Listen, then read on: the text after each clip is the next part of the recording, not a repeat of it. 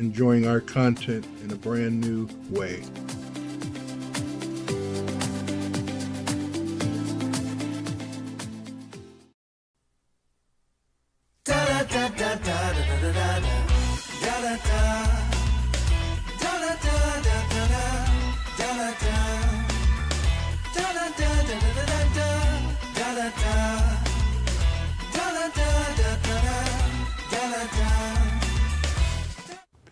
Good evening and welcome to another edition of Taking It Back to the Streets.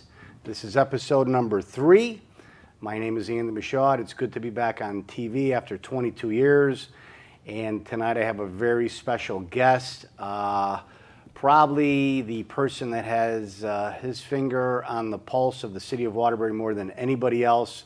He's been covering the city of Waterbury. He knows the inside workings of City Hall. And he's shown that throughout the last 32 years with his newspaper and his internet site. And that's John Murray from the Waterbury Observer. John, thanks so much for coming on tonight. I really appreciate it, just like old times. Great to be here, and welcome back into the arena. It's been kind of boring without you stepping right up and roaring. Like, you really get the attention of the powerful and the elite. You say things that nobody else says.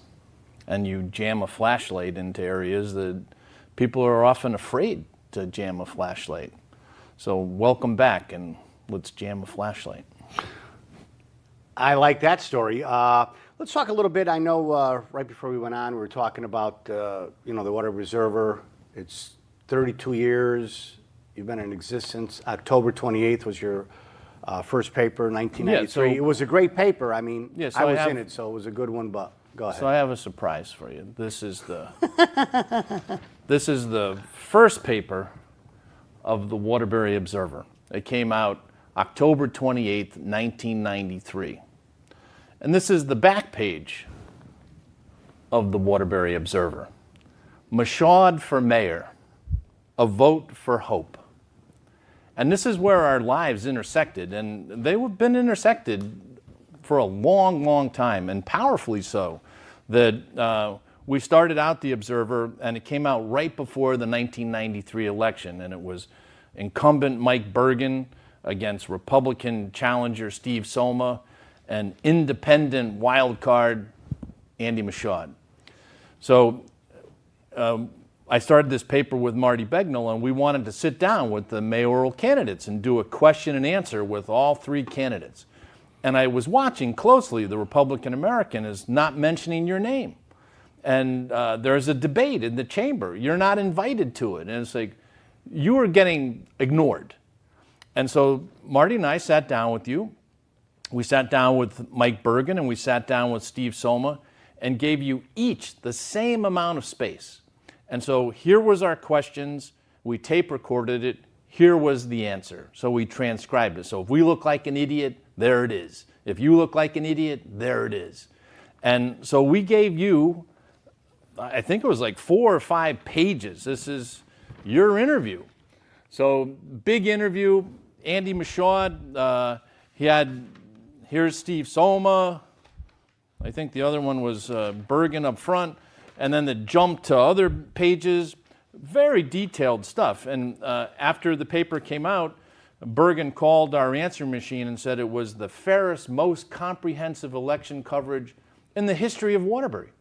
Because politics was so slanted for so long with the monopoly of the Waterbury Republican that they were promoting the Republican Party. So you were getting dissed, Bergen was getting dissed. So we offered this up, we offered this space up, and not only did you then became, you bought radio ads saying, pick up that new paper, the Waterbury Observer. So we didn't have any money for radio ads, so you're banging the radio saying, read that paper. You came on cable access and did an hour special show the night before the election, holding the paper up, read this paper. You became a champion of the Waterbury Observer. So you, on election day, you ended up with 911 votes which was pretty good for an independent. And the election was decided by, I think, 211 votes.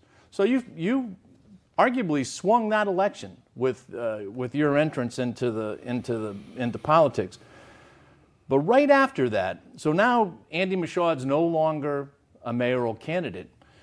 A week or two later, there's a Board of Aldermen meeting, and Frank Davino gets up and he presents this whole thing about the Palace Theater. So right after the election, here's the Palace Theater, and he slams his fist on the table and says, "This is a done deal. We figured this out with Temporally, where the city's going to buy the palace, we're going to fix it up, we're going to open this thing back up." And then started a blistering fight that Margaret Boisvert, do you remember her name? Margaret Boisvert, that's a blast from the past. So it was a done deal where 14 aldermen voted in favor of this. Only Tony D'Amelio dissented. And so 14 people said, go with this. Margaret Boisvert started a petition and forced a referendum. That was on June 28, 1994. And the referendum, she won. They shot down the thing. But from November to June, you took to cable access and started doing all these incredible shows about the Palace Theater. Every week, it was a Palace special. You're getting all these people on. So for anyone who's wondering why this guy is passionate about the Palace Theater now, he has always been passionate about the Palace Theater. All the way back to 1993, they cut you, there was the Palace Theater coming out of you. And so you've been championing the Palace Theater and the people using the theater since 1993. So what do you have to say about that? I have to say, yeah, back in the day we had the Palace Theater show. You were a guest on, I think, 1 or 2 times. I know we were up in the balcony, had the stage behind us. I got to find the lost Palace Theater tapes, but Yeah. once I find them, I want to put them back on. And, you know, we did some great stuff in that theater. Arms Around the Palace, had, I don't know, 1,000 people holding hands all the way around the palace, the gospel singers It's praying. so important for listeners who you're going to detail so much stuff to them about the amount of shows now, about the contract, about Frank Tavera. But you go back to that moment there, the city of Waterbury was buying the Palace Theater from Dom Temporally, I think for $1.8 million or $2 million, and they were going to put another 2.5. I might be wrong, but it was under $5 million. Yep. And it was going to be a community-based theater. And it would be rock and roll, it would be the Nutmeg Ballet, it would be all kinds of stuff, all just what you're talking about. It would be 100 shows, 150 shows. It was for the community to pump life into downtown. And so what ended up happening, as you've detailed, it took 10 years. 10 years later, and it was $28 million, the deal that came in. And then it was Union House. So now instead of it a community house, a community theater for the people of Waterbury, the people of Waterbury still own it, but now it's Broadway shows. A handful of Broadway shows. I think 6 Broadway shows they do. They bring in 6 a year. Those are the big boulders that they build around. So then the community's locked out. They're locked out from, because they can't get in. They can't, it's a Union House. If the Connecticut Dance Theater wanted to do the Nutmeg Ballet, they got to pay $10,000 up front before, just to turn the lights on. It's $10,000. Just to have a cup of coffee. Yeah. And so you're not getting the community theater. You're not getting the stuff that the Warner Theater has or the Thomaston Opera House the Palace Theater is bigger than those places. But you can't get those kind of shows into those places. Like Broadway's not going to the Warner Theater. Off-Broadway's not going to the Thomaston Opera House. So it became, what was the theater going to be? Is it for the people, or is it for this union elite shop? And who made that decision? Because that's why we're in the situation we're in right now. And so a group of people made the decision not to have Waterbury's the theater owned by the people of Waterbury, but they're not after the Broadway stuff. They want all this other stuff, the stuff that you're talking about. Yeah, I mean, you're exactly right. I mean, that's why I've been talking about the Palace Theater since day one, 1993. I mean, I had so many fond memories growing up. I think I was 16 years old when I saw my first concert there. Jeff Beck and the On Hammer Group, my buddy Bob Izzo, sat in the second row balcony. Things, you don't forget. I mean, it was incredible theater.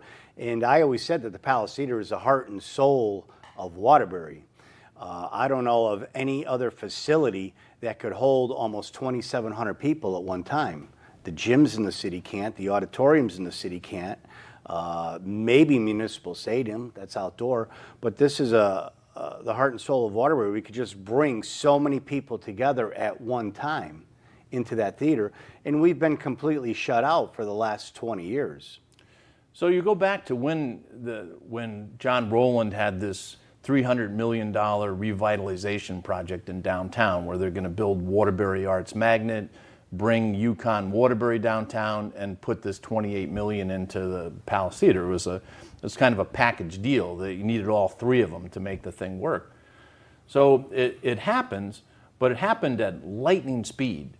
And in the 2000, I think it was the 2000, it might have been the 2000 election, that Larry DiPillo was the Democratic candidate, and he was saying I'm running for mayor.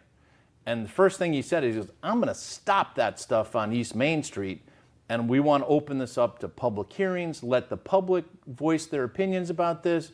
And Larry was adamant that corners had been cut. It was like a race to get this thing into place. And he goes, what's the hurry? Let's do this right. Let's get the people involved. And the people were not involved. And this thing was a race to opening. Larry then became a target because the sitting governor, John Rowland, this is his pet project in his hometown. And Larry DiPillo is saying, I'm going to slow that down. And John Rowland didn't like that. So Larry, all the numbers, Larry was going to be the mayor. He was going to be elected mayor. And John Rowland went to Mike Jarjura and said, you've got to run. And Mike said, no, I don't want to. I don't want to be mayor. And so it's Larry continuing to roar. And Rowland went back to Mike Jarjura, and he said no. And he goes back to him again, says, you've got to do this. And Mike Jarjura did it. And he won by 11 votes in a primary. He beat Larry DiPillo. And then it was no public hearings about the Palace Theater, no public hearings about UConn, no public hearings at all. Whoosh. No referendums. No referendums. Which, as I've listened to your shows before, like you're saying, how do you stop what's going on right now? And this is just a thought. I'm not a lawyer. I don't know the details of this. But you look at Margaret Boisford. That's one lady. She forced a referendum on the Palace Theater and upended the whole thing back in 1994. Is there a route to bring this whole issue to the people of Waterbury right now so that they can vote on this contract or vote on this deal? Is there some way to do that you bring, because this is, the people of Waterbury own this theater, and they're not part of it. As you pointed out, the decision makers are from out of town. They're from out of town. That when the first year the Palace was open, that I remember talking to this lovely young lady. Her name was Rory. She was the marketing person there, and so she was placing ads in the Observer. And she said at first their target was out in suburbia. She said after the first year, they found that 39% of the users of the Palace Theater were Waterbury residents right here. And she goes, they were shocked by that. They thought historically the Bushnell's not supported by Hartford, is supported by West Hartford or Glastonbury or out in the burbs there. But here, they said it was shocking to them the loyalty that Waterbury had to this theater. And so it was almost 40% of the people going into that were from Waterbury. But I think that number has to have dwindled. It's dwindled because of the Palace Theater is not embracing to Waterbury. It's embracing out in suburbia. They don't market in Waterbury. They're not really trying to work on Waterbury and get Waterbury in there. And you had said in your previous show that you thought it was racism. I'm sure there's some elements of that, and you brought my name up and said that it was all, I think there's institutional racism everywhere. Systemic. Well, and I do believe that. But I think it's class, it's demographics. They don't want Waterbury in that theater. They don't want the Waterbury demographics in that theater. They want, you look at the demographics. Waterbury, the average household makes $36,000. You go over the border into Prospect, and it's $88,000. That's what they want in the theater, the people with disposable income. So I've pontificated enough. So What are you saying, though? We should have a referendum? yeah, That's not a bad idea, John. I think that is the way that you can upend this whole thing. Because you're up against power. You're up against deep entrenched power. And I think Mike Jarjura, I was in a conversation with you and him in the lobby of the Palace Theater, and he was the mayor for like a year, and I was talking to him like, are you going to go to a lot of shows? He goes, I don't go to theater. I don't like theater. And he goes, he may go to a choir that was coming in that he wanted to see, some Waterbury choral. He said the Christmas concert, he wanted to see that. Nothing else interested him. Neil O'Leary's not a theater goer. He's not interested in the art. So our mayors for 25 years, or for 24 years, were not focused on the arts. They weren't focused on quality of life. They were bricks and mortar. They're knocking down the factory. They're paving that street, building that school, not the arts. They weren't paying attention to that. Neither man, Mike Jarjura or Neil O'Leary. And so you ask why they would allow all this to go. It's not on their radar screen. It's way down their list with what's inanimate, what are we going to do on Freight Street.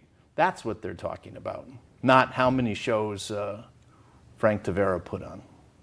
Well, I know I had Mike DiGiancarlo, the president of the Board of Ed, on, and he was explaining that there's some language that there was discrepancy, that he thought was a discrepancy in the operating agreement between events and performances. Mm-hmm. And because it started off saying events, supposedly, in Frank Tavera's mind, an event meant basically anything. Anything could be an event at the Palace Theater. And based on their track record and number of shows, I mean, they have one here, Palace Theater Tour, 8 people. So to them, or to Frank Tavera, that's an event. He's supposed to do 100 a year. That's 1 out of 100. And then you follow the rest of these tours and jazz and trivia and table reading. They're all 20, 30 people that go to these things. I think you forced them out of the pocket in a football term. Is you put a lot of pressure on them. And I don't know the exact year. It was 2017, maybe? 18. 2018, when you started your relentless post on Facebook of the lights are off, the lights are off, the lights are off, the lights are, and you are Caught their attention? You are a bulldog. You're just going to keep biting and biting like a Gila monster. You're not letting go. Just go, go, go, and eventually you poked at me a little bit, and eventually I started to look at the issue, and I ended up doing a big story where I went to Frank Tavera and interviewed Frank Tavera, and he explained about the Union House. He goes, this is a Union House. We're not doing the rock and roll concerts and all this stuff. This is what the mission is over here. And so rewind all the way back to when they started it. Like, who said that was the mission? Who decided that?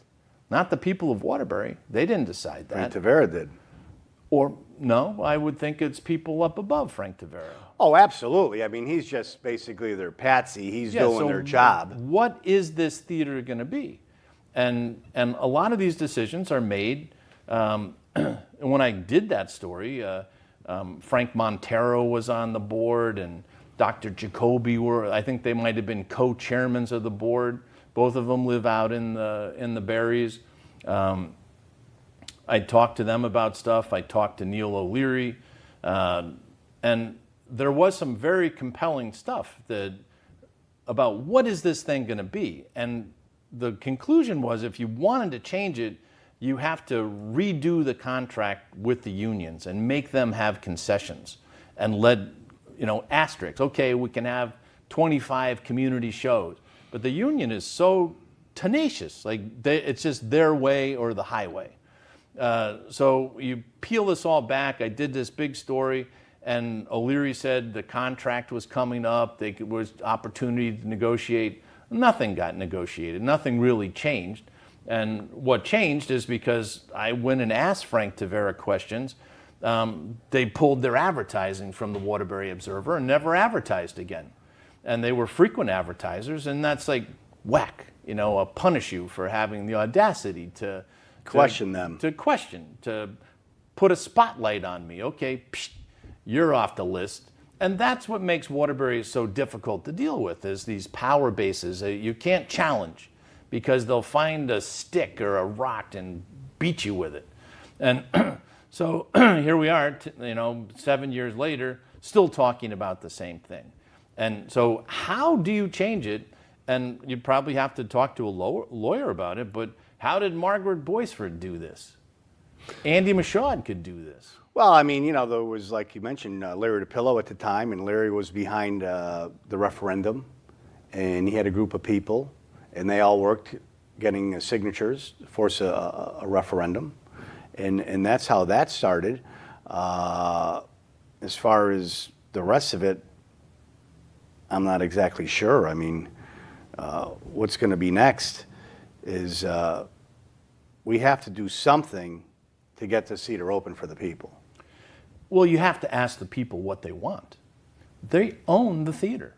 They don't know what they want because they were never in it. It's just like me. I always say I go at the bottom of Cook Street, going up the hill. There's, I think, a little Baptist church, nice little church, but I've never been in it because I'm not Baptist. These people, the blacks, the Hispanics, the blue-collar whites, most of them have never been in this theater. It's not something that was taken away from them. They never had it. They were never in it. So they're not complaining like I am that they're being shortchanged, which they are. And that's basically, Frank Tavera is the one that said on Dawn Myrano's radio show about 1.5 years ago, he went on because I was complaining and he decided to go on. And he said, I promised the people of Waterbury Broadway and I delivered, he said. What he delivered was exactly what you just said, the union. Everything has to go through the union. So I know local people have gone up, would like to do something here, have a fundraiser or whatever. It's 10 large to sit down and have a cup of coffee with us. So they just excluded everybody. Yeah. And that's how they did their systemic racism, was through the union. So to make this theater a viable theater, to do what we're talking about, to me, you got to start from scratch. Well, if you have a referendum, you have to upend this model. And so what you can't have a community-based theater with no union. Broadway's not coming here, so you lose that. So you're not going to have those 6 shows that come and however many nights a year they play, which is it's a major draw. It's a major draw for suburbia, and they come in here, and when it was Phantom of the Opera or Rent or whatever they get some good shows in there. But you have to flip that model because you can't have them both. It's unless the union caves. If the union caves and says, okay, this is what we're doing on our 30 nights a year, and then that's our deal. So what is their benefit if the thing is dark for 150 days? Well, how does the union benefit from that? They don't. Well, they're happy making their money from the Broadway shows. Yeah, so if they make their money on the Broadway show, why can't everybody eat at the Palace Theater? Because it's union. But the unions, but whoever negotiates that contract, like how long is this latest contract? How long is it good for? Well, first it was 20 years, which we passed that, and then they get 20 more years. So they've already signed a new 20-year? Oh, I don't think they signed anything. It's just in the agreement. It just rolls over. 20 years, and you got a 10-year stint after that, and then a 10-year stint after that 40 years. So, but you have very compelling evidence that they broke the contract. With what is promised, they broke the contract. So Because of technicality, because of a word. So I misinterpret a word, so that means I get to do nothing, which all these bogus small events, that's exactly what they are. They have a staff of 30 people. 30 people. In the year of 23-22, that fiscal year, they did 25 Palace Theater shows. And, you know, as you said, that's their major draw. But if you look at what they did, they had Herbie Hancock, 54% full. They did Fiddler on the Roof, 3 nights, like you said, 54% full. Hammer of the Gods, 22%. Red Hot Chili Peppers, 34%. My Fair Lady, 37%. I don't know of any venue in the state of Connecticut, anywhere, that could operate with such low numbers. I don't remember the last time I went to a show anywhere that had less than 50%. They're averaging about 47% on all their shows. And the reason that they're able to stay in business is because they don't have expenses. They don't pay taxes. They don't pay any kind of rent. They don't have a lease. Just till recently, I was screaming and yelling that they weren't paying utilities. Come to find out, they weren't paying utilities, and they had it separated 4 years ago, I think at a cost of $10 million, I heard, but they weren't paying utilities. They get money from the city, from the Board of Ed. They get money from WAMS. They get money from the Ramp Garage. They get money from the state. So there's no incentive for them to have shows. well, the word that pops in my mind isn't incentive, it's accountability.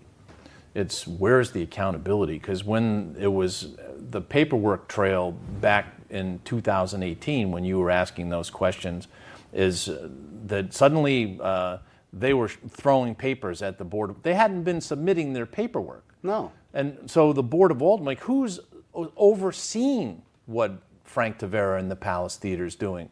Who's the watchdog of this? Nobody. Well, there's a big problem right Well, there. there is a watchdog, the mayor. Well, the mayor was. We've had 3 mayors. Well, then all 3 of them failed that test of holding the Palace Theater accountable. And when I interviewed Mayor O'Leary back in 2018, he was saying some very strong things about how it had to change, but it hasn't changed. Nothing's changed. Why? Why do you think? Well, as is really behind almost every curtain in Waterbury is very powerful, influential people that are unelected. And The money guys. the money guys. And it's true in, it's not just Waterbury, it's true in the communities all across the country. It's bankers, it's real estate developers, it's the people that fuel the campaigns, that have the influence behind the scenes. So here's a new candidate, that how does he get the money? So somebody has a fundraiser out in Middlebury, raises $100,000 for him, and now you're beholden to that guy. And so that's the trick. You hold a fundraiser in Waterbury, you're not raising $100,000. People don't have that kind of money, and they also don't have that kind of influence. And so it really it goes very, very deep. The alderman by district, which I fought for years and years, and you fought for it as well, is that when there was 40% of the city that had no representation. The south end and the north end, they had no alderman. So when they, for 100 years, so when they finally get an alderman, so the leaders in the south end say, okay, who wants to be an alderman? Nobody even knows what an alderman is. No, they've never been engaged in No, city they're not politics. engaged, because keep them on the sideline over there. Keep them on the sideline. Don't get them informed.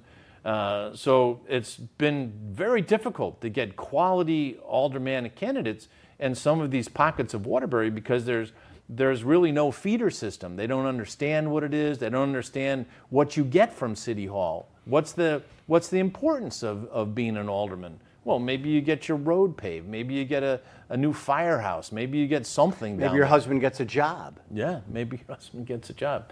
But then when alderman by district passed, historically passed in 2014, I think, so and I had done lots of interviews with aldermen, and I said, when you're elected to the Board of Aldermen, or you're appointed to the Board of Aldermen, do you know what's going on?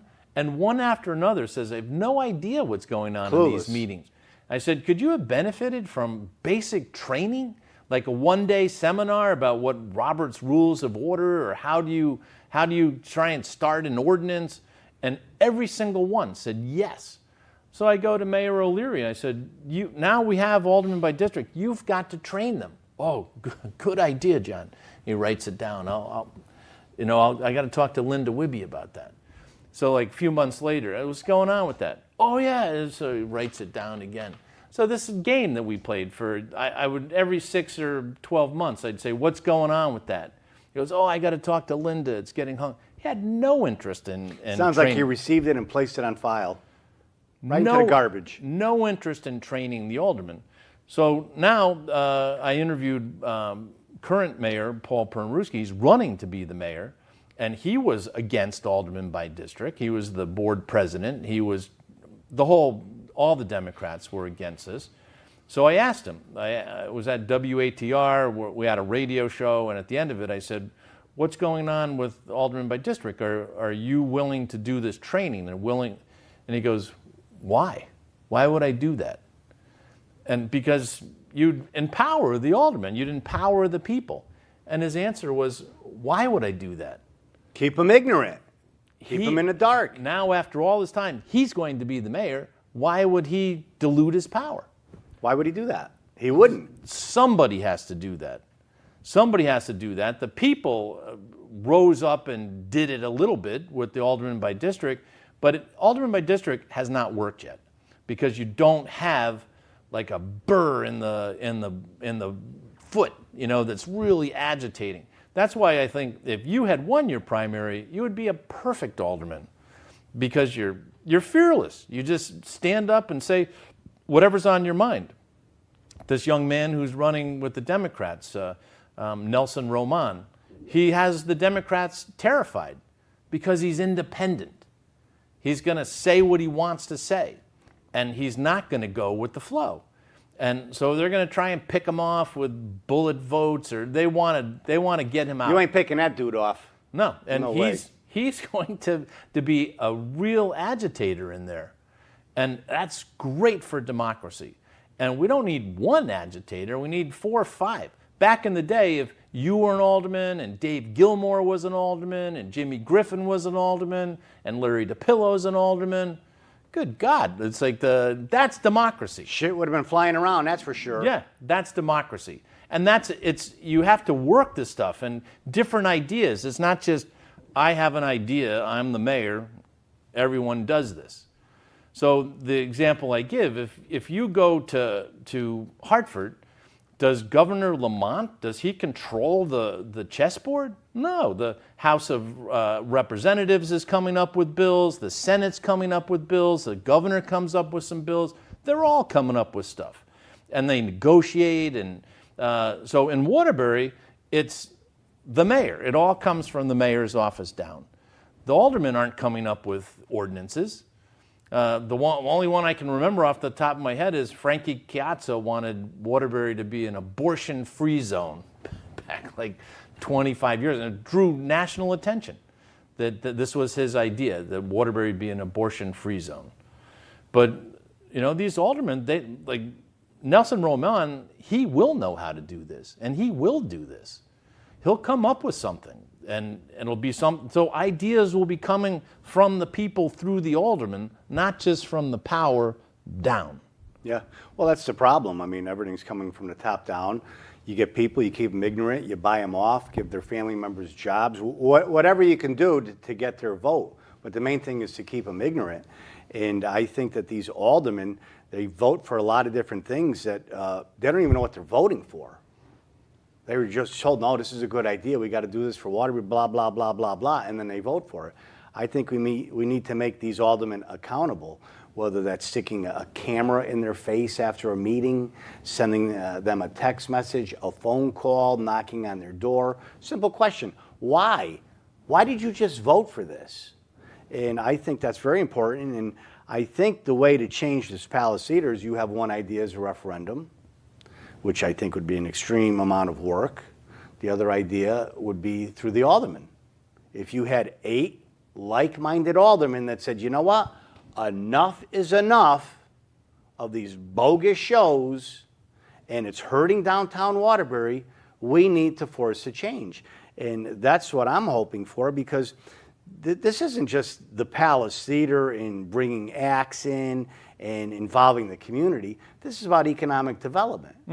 Mike DiGiancarlo said that Frank Tavera told him a study was done, and the average person that goes to the Palace spends $22 a person locally, which that's not true, because when you busload kids in, they're each not spending $22.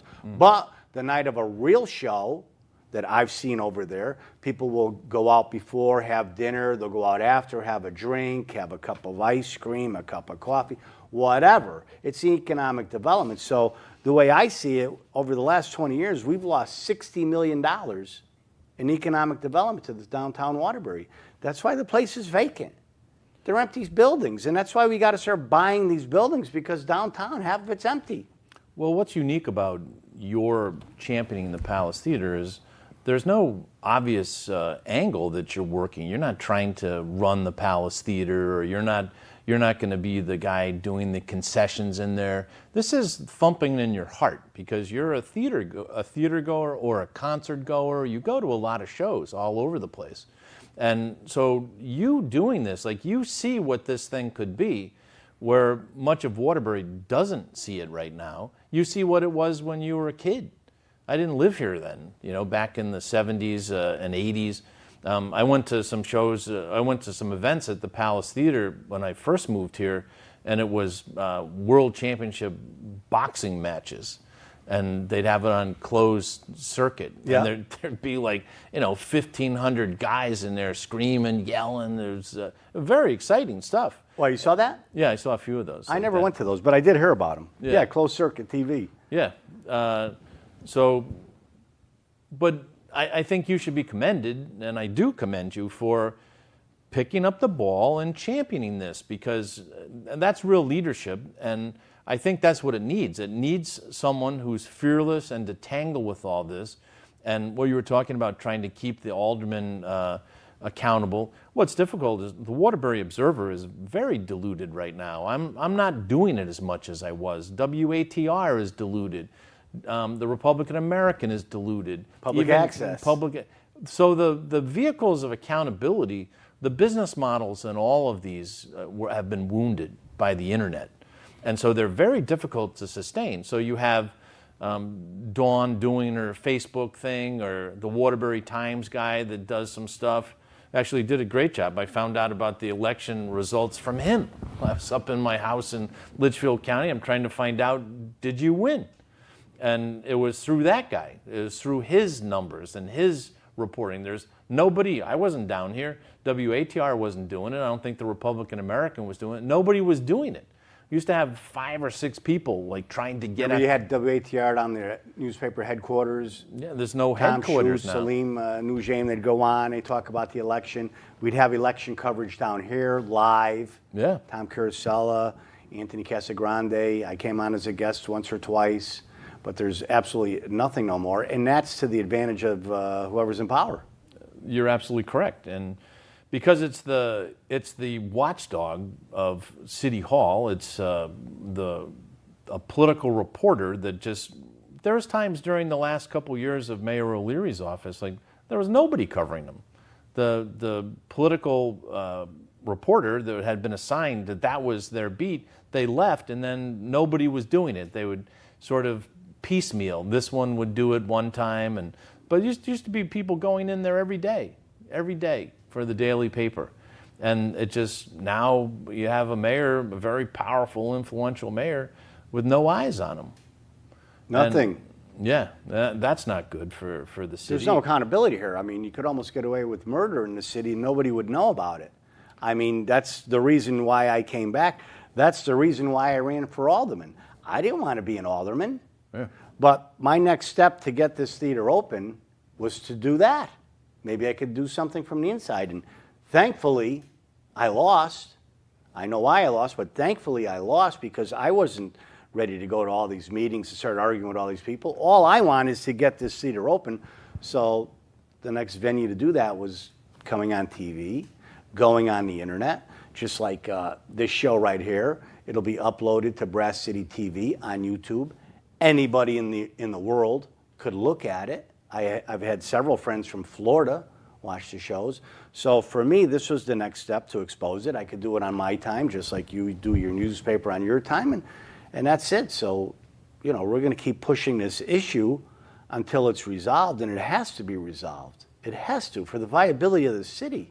Yeah, so you have to look at how to do that. I heard on your last show, you're saying, okay, get some protesters in front of the Palace Theater.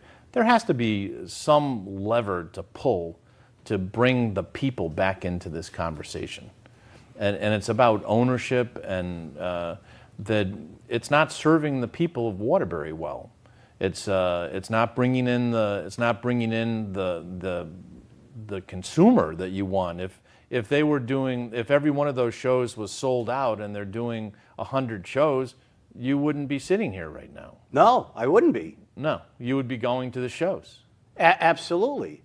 I mean, if they did 100 shows a year like they're supposed to, and if they were 80% full average, they'd be bringing in 2,000 people a night. Times 100, that's 200,000 people a year. That's 4 to 6 times more than they're bringing. Downtown, the complexion of downtown would be completely different. Because I went to shows in the past to take pictures in 2018, like I said on my other show, David Bryan from Talking Heads was there, sold out. This downtown was mobbed before and after the show. And that's what I told Mike DiGiancarlo. Could you imagine doing that 2 times a week, every single week of the year, in addition to all the other stuff that should be going on at that theater? Downtown, the complexion would be completely different. Well, I agree, and I think that... So what's the next step then? What are we going to do about it? Well, I think it has to look into how do you start a referendum? What is that mechanism, and does it apply here? Is there something in that contract that says, okay, if they're not meeting these things, and all these numbers, all this stuff, all these special shows, the special little things, I believe that was in reaction to you creating some heat on them. Then they suddenly start all these little shows. So it's smoke and mirrors. So they weren't doing those things in 2015 and 2014. Like, you cast a light on them, and Frank Davino was roaring about the stuff as they flinched. And now they find a way to jump over the bar as minimally as possible. So the bar in the Palace Theater, in a high jump terminology, is the bar is at about 6 inches right now, and Frank just steps over it. Like, we need that bar up at 7 feet 9 inches and get over that thing and make an impact and make a difference. And I think Frank has been kind of gliding along without someone putting the heat on him. And I thought Mayor O'Leary is going to put the heat on him, because he's very good at putting the heat on people. But he clearly didn't, because it would have changed. Well, he clearly didn't, which means to me that he didn't want to. He wants to keep it exactly the way it is. Well, I think from my understanding of him and of Mike Jargura, as I said before, there was blind spots about the quality of life issues in Waterbury. They didn't care about the arts. They didn't care about things. They cared about brick and mortar. And so Mayor O'Leary is, like, I'd call him Bob the Builder. You know, he was always knocking things down and he's the brownfields mayor. I mean, it made enormous differences navigating through all this labyrinth of stuff with Region 1, the federal dollars that came in from the EPA that came in to clean these sites up.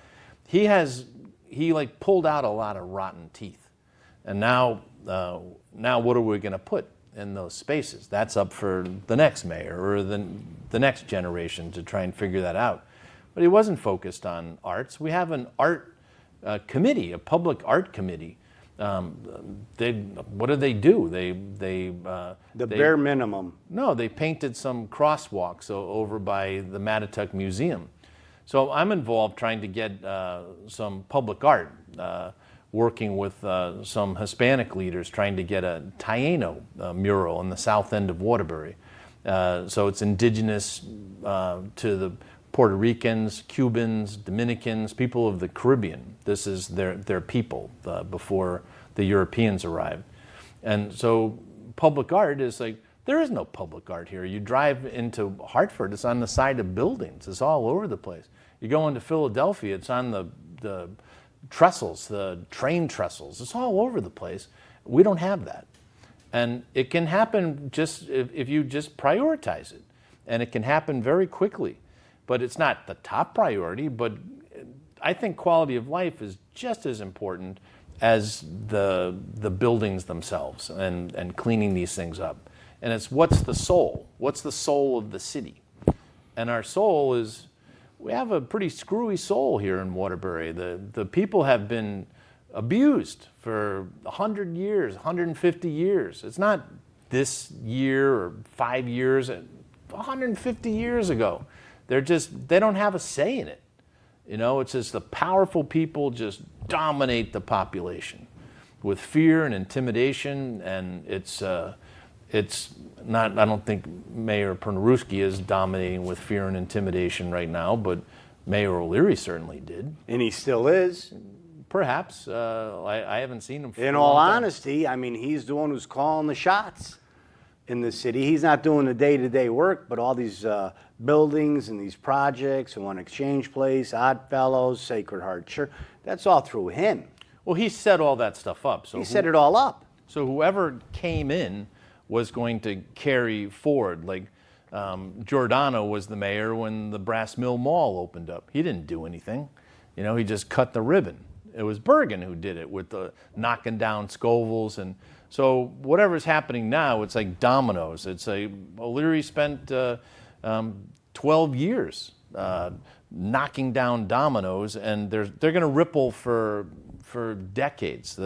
Still, like, what's going to happen on Freight Street? It's because he did all that stuff. But it's hard. I remember seeing Dawn Marano had a commercial, or she did a post during the election when she was running against Paul Pernaruski, and she was standing in front of Freight Street and saying, yeah, okay, Mayor O'Leary knocked all this stuff down. Where's the business? If I'm here, business is going to pop up here. It doesn't work that way. You got to remediate the soil. It's such a laborious process. And it's easy just to say, I'll do this, I'll do that. It takes a long time to do this stuff. It took a long time to take these things down. It's going to take a long time to replace them, and do it in a thoughtful way. And is Mayor O'Leary still pulling the strings of power? Maybe. I don't know. I don't know that, but I do remember asking him near the end of his run as mayor. I said, how much influential stuff takes place inside the mayor's office during the day, or takes place in Diorio's or in D'Amelio's or La Tavola over dinner and over a couple drinks? And he said 75% of the stuff takes place at night. That's where the ideas, that's The where brainstorming, how can we make more money? it's Let's like take 4 care or of 5 each other. very influential guys, a money guy, a politician, a lobbyist. They're having dinner, they're having drinks. That's what's deciding. That's what's moving this forward. And is Mayor O'Leary still doing that? I believe he probably is. And I think Mayor Pernaruski would probably be sitting at those tables. But I think Mayor Pernaruski the perception widely was that he was just going to follow whatever Neil did. And I don't think that's happened. I think he's found his own little niche. And he's doing okay with what he's doing. He's not rocking the boat. He's not tackling thorny Status issues. quo. Yeah. Status quo. And- Do it a bare minimum, status quo. But there's a lot on his desk to do status quo. So from the O'Leary administration, there's piles of projects like this. You have to manage them. Yeah. You have to manage them. And so that was the fear that Roland had when Larry DiPillo was going to be sitting at that Couldn't desk. control them. No, you can't control him. He's going to open up that file and say, no, let's have a hearing, da-da-da. So you want someone that's going to keep things going along. Hanson Paul's doing it. But the people have to get involved in this process, and the people don't vote. They don't voice their opinions. It's the same 2 or 3 people at the Board of Aldermen. You go up, I live up in Litchfield County. I started as a journalist in Litchfield. I went back in the 80s. They had a town budget, a hearing for the town budget, and there was 1,000 people that crammed into an auditorium to discuss the budget. Here, there's like Marty Spring and The usual suspects. yeah, the usual suspects. So Yeah, but I mean, you could understand why. the people are not engaged.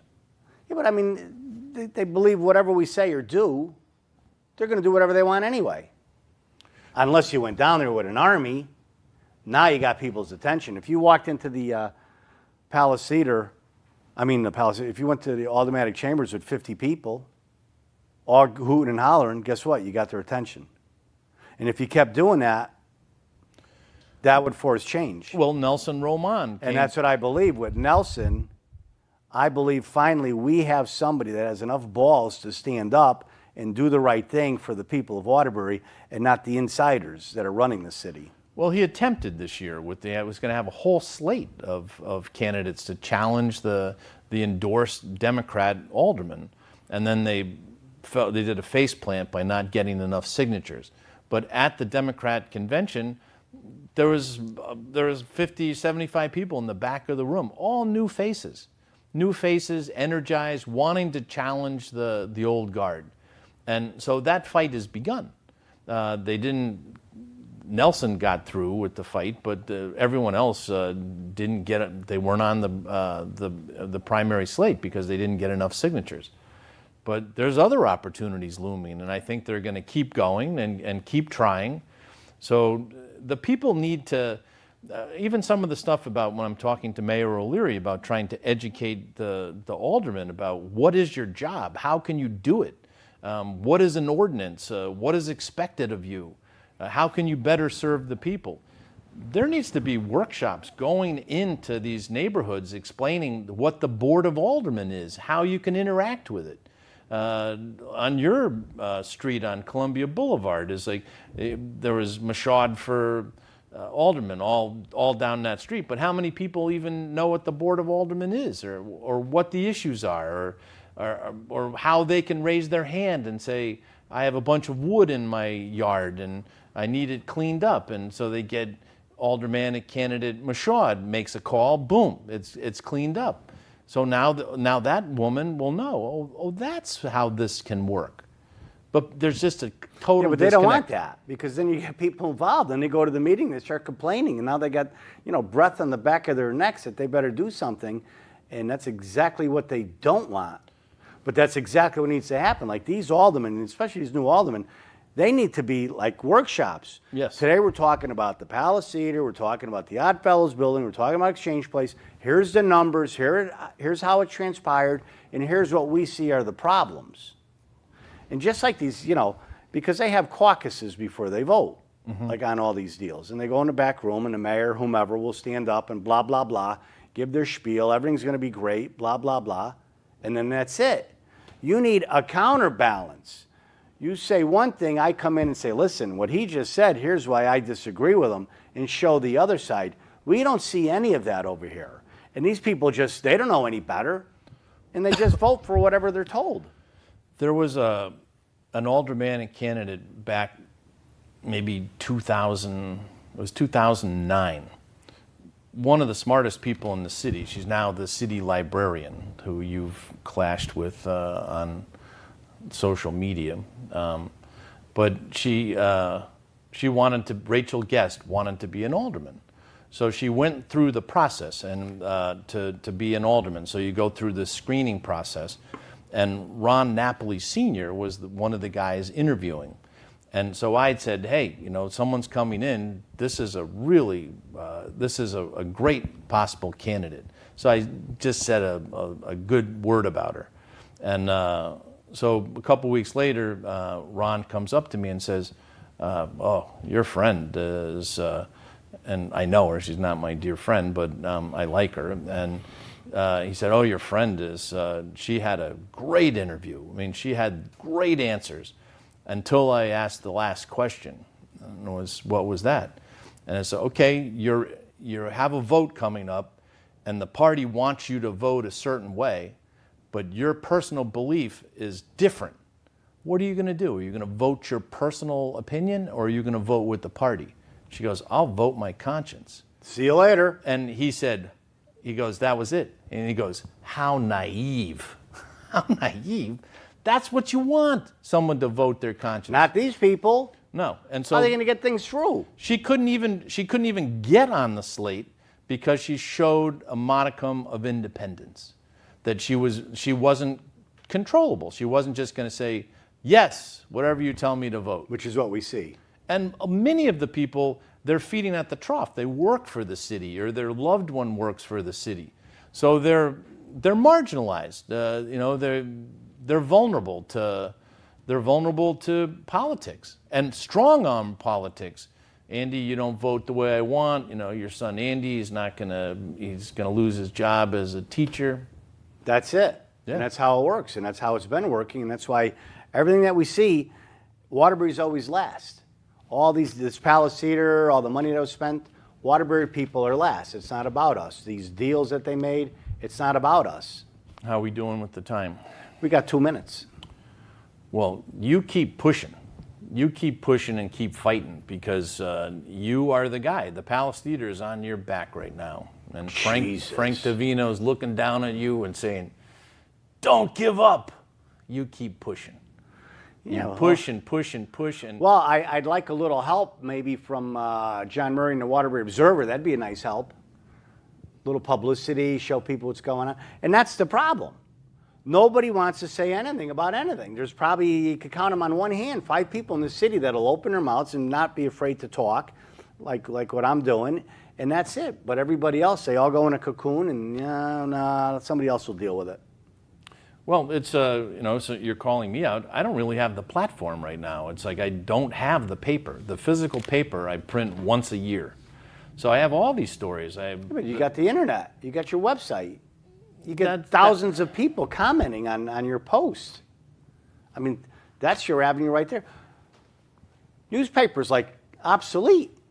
Well, that's where the impact is. I mean, everything's on this. Everything's on the phone. And now it's not even print. It's just videos. That's where we just keep scrolling and scrolling, and you laugh a little bit. Oh, wow, that's interesting. I didn't know that. And that's what I'm going to do here with some of these shows here. I'm going to break them up into little clips, Yeah. put them on TikTok. Yeah, this is a very good point. And I think in the last year, we started off talking, 32 years of doing this, I was freaking exhausted. Of course you're exhausted. I don't even know how Exhausted. you're doing it. I give you a lot of credit, 32 years. Exhausted, and I have a little granddaughter I spend a lot of time with, and so That's what you want to do. I'm not in the game the same way that I was, and doing all the stuff on social media. There's no money. Like, you're not making any money out of this, but this is the Waterbury Observer is a business. Sure. I make no money off of almost anything I do. No. So am I going to? You're doing it out of the goodness of your heart. And I do a lot of things out of the goodness of my heart. Well, that's because you're a good person, and that's what it's all about. But we got to wrap this up. All right. I really appreciate you coming on the show. It's been a lot of fun. Old times. Once I find the lost Palace Theater tapes, we'll have to bring back that old interview that you and I had, which was a lot of fun. And I appreciate you coming on, and hopefully we could do it again. Thank you, man. Okay, my name's Andy Michaud. Thanks a lot for watching Taking It Back to the Streets with my special guest, John Murray. We'll be back the following week, next week, not exactly sure. Nelson Roman, who's also known as Rafael Feliciano. Roman, running for the Board of Aldermen. We're going to try to get him on next week. So I want to thank you, everybody, for watching Taking It Back to the Streets. My name is Andy Michaud.